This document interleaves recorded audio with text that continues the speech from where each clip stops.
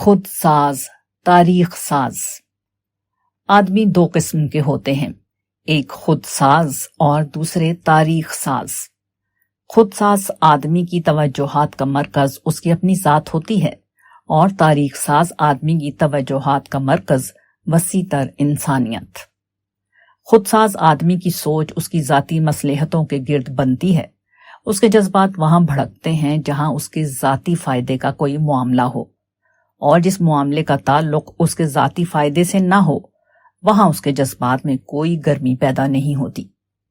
خود ساز آدمی اپنے ذاتی نفع کے لیے ہر دوسری چیز کو قربان کر سکتا ہے، خواہ وہ کوئی اصول ہو یا کوئی قول و قرار، خواہ وہ کوئی اخلاقی تقاضا ہو یا کوئی انسانی تقاضا۔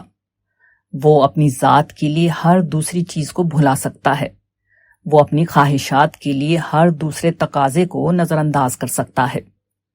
تاریخ ساز انسان کا معاملہ اس کے بالکل برعکس ہوتا ہے۔ وہ اپنی ذات کے خول سے نکل آتا ہے، وہ برتر مقصد کے لیے جیتا ہے، وہ اصولوں کو اہمیت دیتا ہے نہ کہ مفادات کو۔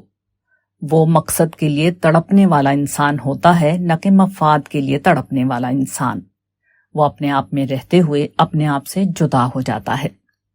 تاریخ ساز انسان بننے کی واحد شرط خود سازی کو چھوڑنا ہے۔ آدمی جب اپنے کو فنا کرتا ہے اسی وقت وہ اس قابل بنتا ہے کہ وہ تاریخ ساز انسانوں کی فہرست میں شامل ہو سکے۔ اس کے دل کو جھٹکے لگیں پھر بھی وہ اس کو سہ لے، اس کے مفاد کا گھروندہ ٹوٹ رہا ہو پھر بھی وہ اس کو ٹوٹنے دے، اس کی بڑائی اس کی آنکھوں کے سامنے مٹائی جائے پھر بھی وہ اس پر کوئی رد عمل ظاہر نہ کرے۔ تاریخ سازی کے لیے وہ افراد درکار ہیں جو خود سازی کی خواہشات کو اپنے ہاتھ سے ذبح کرنے پر راضی ہو جائیں، جو صرف اپنے فرائض کو یاد رکھیں اور اپنے حقوق سے دستبرداری پر خود اپنے ہاتھ سے دستخط کر دیں۔